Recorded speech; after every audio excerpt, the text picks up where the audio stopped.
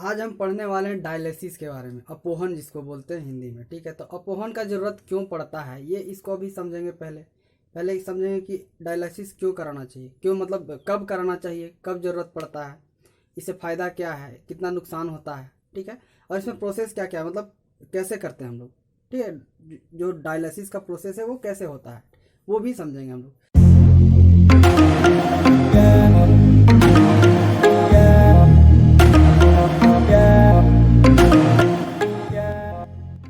तो सबसे पहले जैसे कि पिछली कक्षा में हमने पढ़ा था कि क्या होता था कि जो खून होते हैं वो क्या होते हैं कि गंदे हो जाते हैं। ठीक है, उनमें बहुत सारे अभिष्ट होते हैं, नाइट्रोजनी अभिष्ट वगैरह जो भी चीज़ होते हैं उनको हम बाहर निकालना होता है, यूरिया को बाहर निकालना होता है, खून से अलग करना होता है। तो ये काम कौन करता है, ये काम करता है वृक्क, किडनी।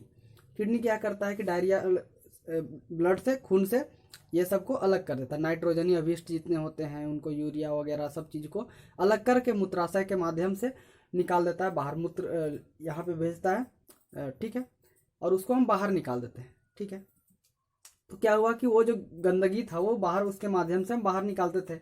लेकिन क्या होता है कि किडनी काम करना बंद कर देता है। मान लीजिए कभी किडनी काम करना बंद कर दिया, किडनी खराब हो गया, तब कैसे हम निकालें, तब हमें हमारा खून कैसे साफ होगा। तो उसी को किडनियाँ जब खराब हो गया तो हम सोचते हैं कि ठीक है, खून का साफ होना जरूरी है। अगर नहीं हुआ खून साफ तो हम लोग को अलग अलग तरह का बीमारी होने लगेगा। बहुत तरह तरह का बीमारी जो नाइट्रोजन अभिष्ट होता है उसके वजह से हमारे शरीर की कोशिकाओं को बहुत नुकसान पहुंचेगा। जो यूरिया होता है उसके वजह से हमारे शरीर की कोशिकाओं को बहुत सारा नुकसान पहुंचेगा।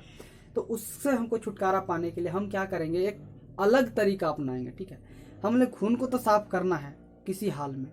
अब हमारे शरीर के अंदर जो किडनी है वो काम करना बंद कर दिया तो क्या करना होगा। अब क्या कर सकते हैं, दूसरा किडनी डालना पड़ेगा जो अच्छा से काम करे। एक तो ये उपाय हुआ।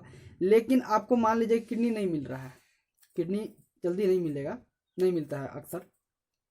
तो किडनी नहीं मिल रहा है आपको, तो आप क्या कीजिएगा उतना दिन तक, मान लीजिए 5 दिन 10 दिन 20 दिन, एक कोई बोला 1 महीना बाद किडनी आपको मिलेगा, तो 1 महीना तक क्या कीजिएगा, खून जो रहेगा गंदगी, मतलब उसमें जो गंदगी रहेगा वो साफ नहीं हुआ क्या। अगर 1 महीना तक खून साफ नहीं होगा तो सोचिए हर शरीर का क्या हाल होगा। तो हम क्या करते हैं, हम इस तरह का मशीन बनाए। ठीक है, बहुत सारे वैज्ञानिक लोग मिलके मशीन बनाए वो लोग, कि बोले कि ठीक है किडनी का फंक्शन इन लोगों को मालूम था। किडनी, ये लोग तो जानते हैं किडनी कैसे कैसे काम करता है, क्या काम करता है, एक्चुअली क्या काम करता है वो जानना बहुत जरूरी था। तो किडनी काम करता है वो चीज़, तो हम बोले कि ठीक है मशीन हम ऐसा बना देते हैं, किडनी जो काम करता है वो काम मशीन भी करेगा। ठीक है, हालांकि जो मशीन है पूरी तरह से वैसा काम नहीं कर पाता जितना किडनी कर पाता है। ठीक है, उसको कॉपी करके बनाया गया है मशीन को, तो उसी के बारे में हम समझेंगे। तो अपोहन का जरूरत कब पड़ता है, जब हमारा किडनी वृक्क जो होता है वो खराब हो जाता है या फिर काम नहीं करने लगता है अच्छी तरह से। ऐसा भी हो सकता है कि काम करेगा लेकिन बहुत थोड़ा थोड़ा काम, धीरे धीरे काम करेगा, तो तरह में कौन फायदा होने वाला है, बहुत ही नुकसान होगा।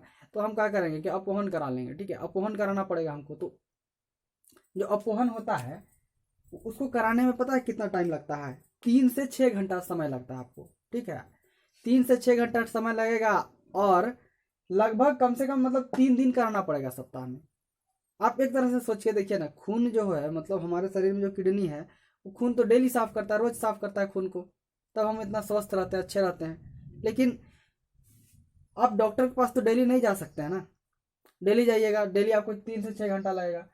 तो ऐसा है कि खून अगर 3 दिन, 2 से 3 दिन तक अगर साफ ना हो तो काम चल जाता है। इसीलिए हमको लगभग सप्ताह में 3 दिन करा लेना चाहिए डायलिसिस, अगर किडनी खराब हुआ तो। अब समझते हैं कि कैसे होता है। ठीक है, ये डायलिसिस जो होता है अलग अलग तरीके का होता है, लेकिन हम नॉर्मल पढ़ते हैं। ठीक है, नॉर्मल डायलिसिस, जैसे इसको बोलते हैं हेमोडायलिसिस।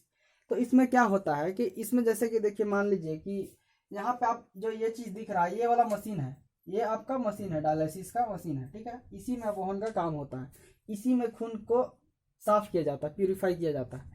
अब देखिए ये आदमी, ये वाला एगो आदमी के हाथ है, अपना हाथ समझ लीजिए, आदमी के हाथ है, और यहाँ से खूनवा निकाल के मशीनिया में डाल दिया है, फिर मशीनिया से निकाल के यहाँ से खूनवा यहाँ फिर से आदमी के शरीर में डाल दिया गया है। ठीक है, आदमी के शरीर में डाला गया है, तो आपके मन में बहुत तरह तरह का सवाल उठ सकता है।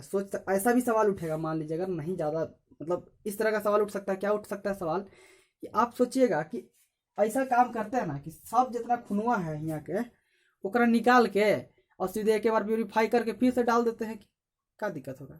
लेकिन ऐसा नहीं किया जाता है, एक तरफ से खून निकलता है, साफ होता है, दूसरी तरफ से खून जाते रहता है। तो शरीर में, हमारे शरीर में खून का मात्रा होना जरूरी है। खून कम हुआ, खून बहुत काम करता है, सिर्फ सिर्फ क्या बोलते हैं उसको, ये ऊर्जा, खाद्य पदार्थ को एक दूसरे से, ऑक्सीजन वगैरह को हर एक सेल तक पहुंचाने का काम सिर्फ नहीं करता है, वो शरीर के अंदर जो दाब है उसको भी मेंटेन करके रखता है। खून पूरा निकाल लीजिएगा तो आपका शरीर पूरा, आपके शरीर के अंदर का दाब नहीं रहेगा और आपको शरीर को बहुत ज़्यादा नुकसान हो जाएगा, बहुत सारा अलग अलग नुकसान होता है, क्रैम्प वगैरह बहुत चीज़ आ सकता है, ठीक है। तो इसीलिए हम लोग क्या करते हैं कि एक तरफ से खून निकाल रहे हैं, दूसरा तरफ से डाल रहे हैं, ठीक है। अब ये प्रोसेस होने में इतना मतलब हमारे शरीर के सारे खून को, ब्लड को साफ करने में कितना 3 से 6 घंटा लग जाता है, ये सब तरीका होने में।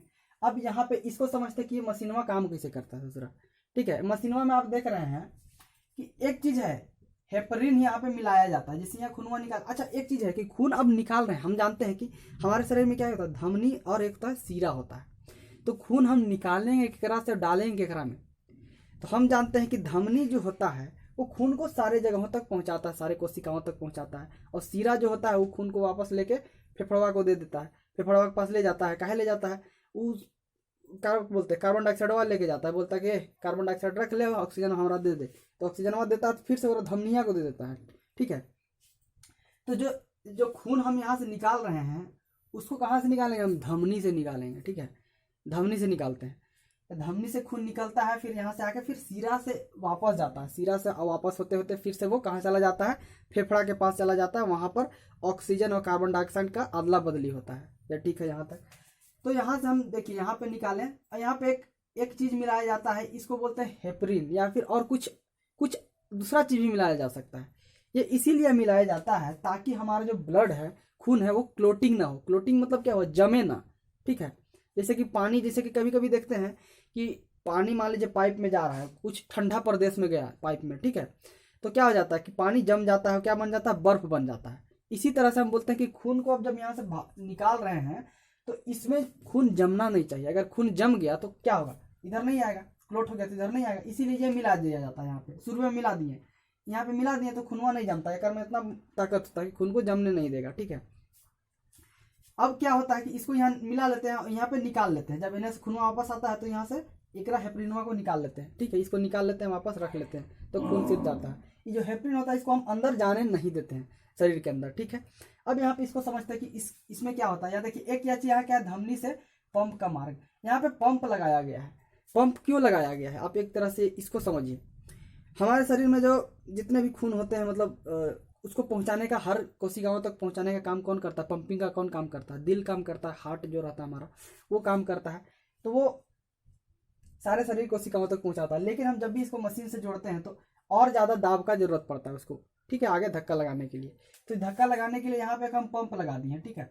यहाँ से पंप इसको धक्का मारते रहते हैं खून को कि सारी जगहों तक जाएगा, ठीक है, जाता है।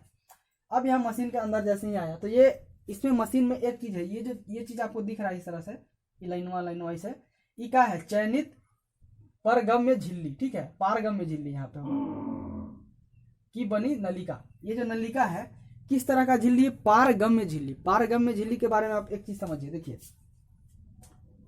एक झिल्ली हो गई है, ठीक है, इसमें छोटा छोटा, बहुत छोटा छोटा छिद्र होता है, छेद होता है, ठीक है। उससे क्या होता है, जो कण होते हैं खून में, जो मौजूद कण होते हैं वो पार हो सके, ठीक है, उसी को बोलते हैं पारगम्य झिल्ली। तो वो इसमें मिलाया गया है, ये उसी से ये बना हुआ है, ठीक है। अब एक चीज देखिए, यहाँ पे इसको इस तरह से बंद कर दिया गया है, और इसमें क्या जोड़ा गया है, अपोहन के लिए ताजा विलियन। अपोहन के लिए एक ताजा विलियन को भी रखा गया है। क्यों रखा गया है आप समझिए।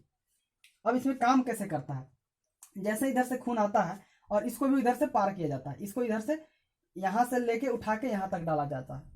अब एक चीज समझिए, इसमें जो चीज मिलाया गया है, जो विलियन जो है, इस विलियन में इसका परासरण दाब, इस विलियन का जो परासरण दाब होता है बिल्कुल बराबर होता है किसके, जितना खून का परासरण दाब होता है, ठीक है। अब इसको देखिए क्या होता है कि यहाँ पे एक चीज आप समझ सकते हैं, मान लीजिए कि ये झिल्ली लगाया गया है, ठीक है, इधर आपका पदार्थ है, खनिज पदार्थ वगैरह कुछ भी है, ठीक है। यहाँ पे एक झिल्ली लगाया गया है, कौन सा झिल्ली है, पारगम्य झिल्ली है। मान लीजिए अगर यहाँ ये ज्यादा गाढ़ा हुआ, ठीक है, गाढ़ा कहने का मतलब क्या हुआ, इसका कंसंट्रेशन ज्यादा हुआ अगर, और इसका कंसंट्रेशन कम है, तो इधर से जो इधर से जो ये क्या बोलते हैं खनिज जो है ये किधर जाएंगे, इधर जाएंगे, कम कंसंट्रेशन वाले के तरफ जाएंगे, ठीक है। वही काम यहाँ इस मशीन में भी होता है। इस मशीन में इसमें देखिए, इसमें सब चीज मिलाया गया है, जो चीज खून में मौजूद होता है सब चीज इसमें मिलाया गया है। किसके अलावा नाइट्रोजनी अभिष्ट के अलावा, ठीक है। तो नाइट्रोजनी, हम खून से क्या चीज निकालते हैं, नाइट्रोजनी अभिष्ट को बाहर निकालते हैं। उस चीज को इसमें डाला ही नहीं गया है, इस चीज को इसमें डाला नहीं गया है। मतलब क्या सोचिए, जो आपका खून है उसका कंसंट्रेशन ज्यादा है इसके कंपैरिजन में, तो जब भी इससे पार होता है तो क्या होता है, जो नाइट्रोजनी अभिष्ट है इसमें, इससे वो निकल किस में आ जाता है, यहाँ पे आ जाता है, इस सब जगह पे आ जाता है। अब यहाँ से निकल के आएगा तो यहाँ से निकलते निकलते सीधे ये जो विलियन है यहाँ से निकलते सीधे आएगा यहाँ पे और इस पे मिल जाएगा। तो यहाँ पे आप देखिएगा कि अपवहन के बाद का विलियन यूरिया तथा अतिरिक्त लवण होते हैं, ठीक है। तो जिससे इससे जो यूरिया होते हैं, नाइट्रोजनी अभिष्ट जो होते हैं उसमें यूरिया वगैरह होते हैं, तो वो इससे यहाँ पे आ जाते हैं। अब क्या हुआ, जो खून से जो कचरा थे वो बाहर निकल गए, तो फिर से इसको हम पाइप के माध्यम से क्या करते हैं कि शरीर में भेज देते हैं, डाल देते हैं, ठीक है। वापस चला जाता है शरीर में, ठीक है। तो यहाँ से डाल दिए, यहाँ से खून इस तरह से साफ होके बाहर निकल गया, फिर से शरीर के अंदर चला गया।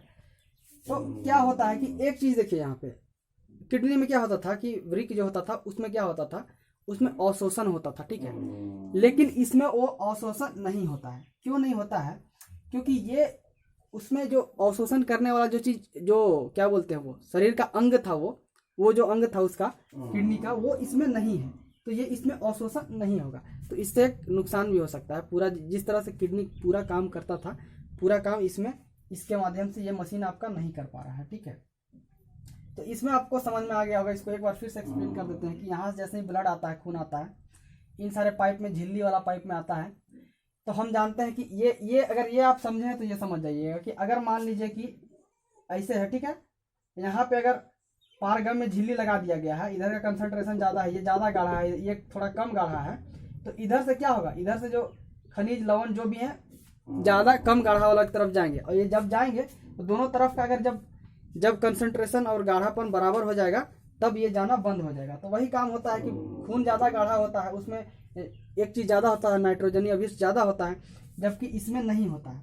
तो ये एक तरह से कम गाढ़ा होगा, तो इससे निकल के इसमें आ जाएगा, इससे आ जाएगा। और इस चीज़ को हम कहाँ निकाल दे रहे हैं, यहाँ से लेके यहाँ तक निकाल दे रहे हैं अपना, इसको इसमें रख ले रहे हैं। तो इस तरह से यहाँ से खून साफ हो गया आपका। अब ये खून जो है वापस यहाँ पे शरीर पे जाएगा, ये खून साफ हो गया, ठीक है। तो ये काम हम कब करते हैं, ये काम मतलब अगर आप किडनी बदल नहीं रहे हैं तो आपको बहुत दिन करना है, सप्ताह में कम से कम 3 दिन करना पड़ेगा, सोच रहे हैं। और 3 दिन कीजिएगा तो बार बार आपको डॉक्टर के पास जाना पड़ेगा, तब तक उसके लिए उससे अच्छा क्या है, किडनी आप चेंज करा सकते हैं, ठीक है। तो ये जो होता है डायलिसिस, ये आप इससे ये मत समझ सकते, ये मत समझ लीजिएगा कि ये जो होता है तो बहुत अच्छी तरह से खून साफ हो गया। पूरा खून साफ नहीं होता, पूरा काम नहीं करता है। जैसा कि हम देखें कि कुछ उसमें देख सकते किडनी कुछ जो महत्वपूर्ण चीज होते थे उसको क्या कर लेता था, किडनी अवशोषण पुनः अवशोषण कर लेता था, रख लेता था अपने पास, लेकिन यहाँ पे नहीं रखा जा रहा है। तो उस चीज़ का कमी हो सकता है शरीर में, उसके वजह से बहुत अनेक तरह की बीमारी भी हो सकते हैं, ठीक है। इसमें हमारे शरीर में जो दाब है वो भी कम हो सकता है, ठीक है, जब ये काम होगा उसके कारण। और अगर हम इतना देर तक क्या बोलते हैं 3 से 6 घंटा तक जब किसी भी पाइप को शरीर में घुसाए हुए हैं, वहाँ से खून का ट्रांसफ़र कर रहे हैं, तो अलग तरह के इन्फेक्शंस वगैरह भी हो सकते हैं, ठीक है। बहुत तरह का मतलब बहुत कॉम्प्लिकेशन है, थोड़ा बहुत अलग अलग चीज़ें होने का चांसेस है, ठीक है। तो इसीलिए इससे हमेशा बचना चाहिए, ठीक है, हमेशा स्वस्थ रहने का कोशिश करना चाहिए। तो ये हुआ डायलिसिस, इसके बारे में पूरा अभी तक के मतलब 10वीं कक्षा तक इससे ज़्यादा नहीं समझना था, ठीक है, इतना ज़्यादा काफ़ी है। बाकी अलग अलग और तरीके होते हैं, तो उसको देखने के लिए आगे हम दूसरा चीज़ मतलब आगे चल के आप देखिएगा।